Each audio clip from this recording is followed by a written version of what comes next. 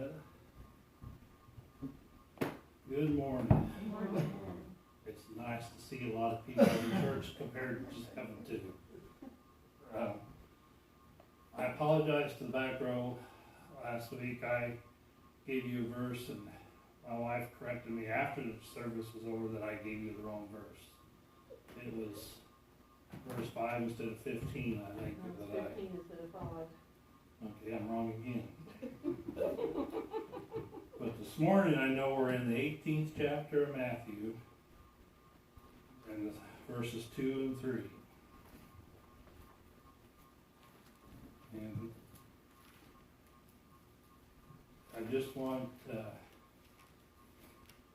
ask that in our prayers that we keep, there's about, is there 8 churches, Julie, in the Sandy Creek Association that are out without pastors. So we're needing some leadership in these churches. So we'll keep them in your prayers throughout this week.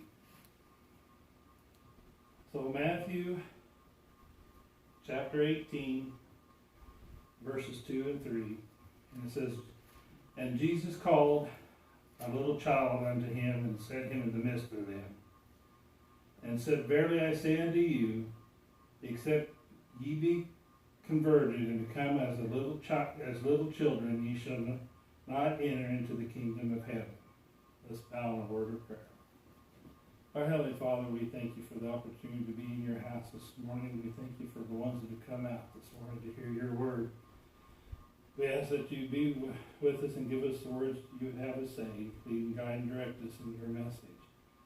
We pray, Lord, that if it be your will, that we know you have the power, and if it be your will, you could cure this world of this virus.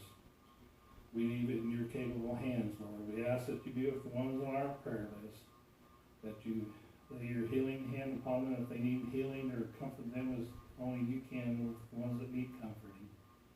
We ask, Lord, you be with the ones that are not here today with us, but are on the internet with us, that you bless them also. And we pray that if there's someone that does not know you as their personal Savior, that they ask you to become one of your children before it's too late.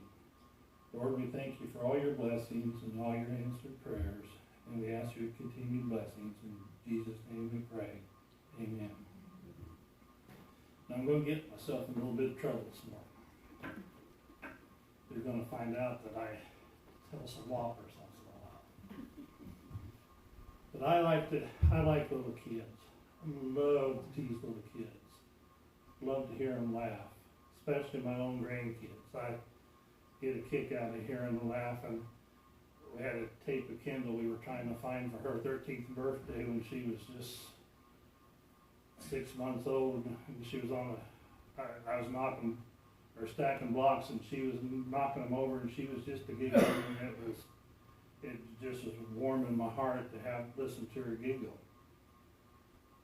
But I love kids because they'll tell you the truth. You can say something to them.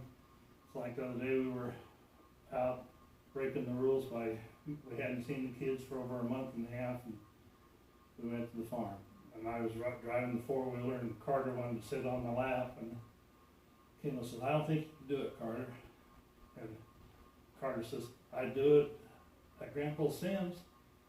And Kendall says, "Well," and she stopped, and I said, Kendall was going to say, "Grandpa Sims is not as heavy as Grandpa Day." And she said, "Well, that's what I was going to say, but I didn't want to hurt your feelings." But they tell you the truth, and then they listen. And if you're sincere, you can tell them something and they'll believe it. Now, I don't remember how old the kids were, and I don't know to this day where we'd been, but I know I was coming out of Alsea, and I had Stephen and Kelly, and they were probably 7 and 4, maybe Julie, I can't remember. And we were listening to the radio, and Joy to the World by Three Dog Night was playing. So I was singing, and the kids were singing along, and they got done. I says, "You guys know, I used to play with Three Dog Night. I used to play the keyboards." And Stephen goes, you did not. There's no such group as Three Dog Night. And Kelly says, he's right. There's no group named Three Dog Night. I said, you ask your mother when we get into the house. And we pulled in, and they ran into the house, and they went to Julie and says, Mom, is there a group called Three Dog Night? And Julie says, yes, there is. And Stephen turns to Kelly and he goes, can you believe that? He played the keyboards with Three Dog Night. And Julie says, wait a minute, what are you talking about? And Stephen says, Dad told us he played keyboard for Three Dog Night. And we didn't believe there was a Three Dog Night. And Julie says, if he could play the keyboards for Three Dog Night, how come he can't play them now? And Stephen goes, yeah.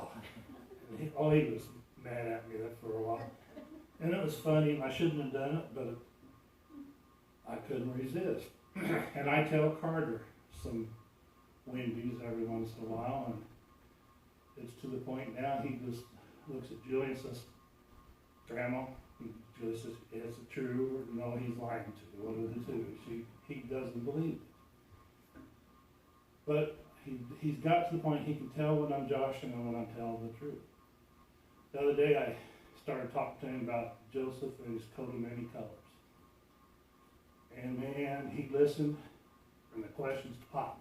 I couldn't get out answers fast enough that he had another question. Well, why'd that happen? What was this for? How come there was corn and it was taller than this? How come these brothers threw him in that hole? I said, slow down, let me talk. But there's nothing like a little kid with that open mind, thirsting for knowledge, wanting to ask questions and wanting answers for those questions. And they want to hear what you're going to tell them. I remember when I was like that. And then I wonder what's happened that we don't believe anymore. We're all cynics now. It's the world. The world has changed. Our minds are cluttered. We're not focused on one thing. We got millions of things running through our heads at all times. We don't concentrate on one thing like a little child. We don't believe half the time anymore what we see. Or I got to see it myself. I can't listen to somebody tell me, okay, this happened. I need to see it myself, because I don't believe half of what I hear anymore. I don't even believe 20% of what I hear anymore. The world has changed, which makes it harder to share the plan of salvation and Jesus' love for us today. Now, these verses we've read, these are verses that are very familiar. And I've always heard it preached that you've got to come to Jesus as a little child. Humble yourself and have faith like a little child, which is true. But this morning, we want to change it a little bit. We want you to look at it a different way.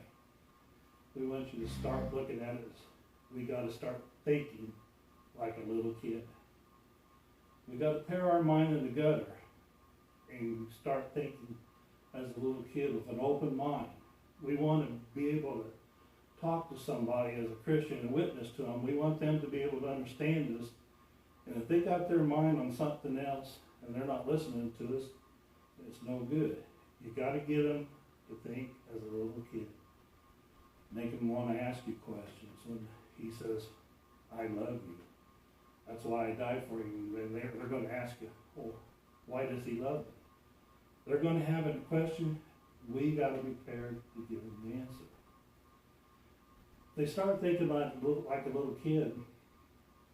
They open the mind to just Jesus and his story, his plan of salvation, how he died on the cross for us, that we might live with him eternally if we believe in him and ask him into our hearts. We have to get it up here so we can open up the pathway to the heart, to hear him knock on our heart in that still small voice, ask us to become one of his children. We got to get into their head first to get into their heart, to get them to believe. If you're lost and you don't have him in your life, you need him. first step is to think, in my opinion, is to think like a little kid. Get him up here, ask the questions that you want answered.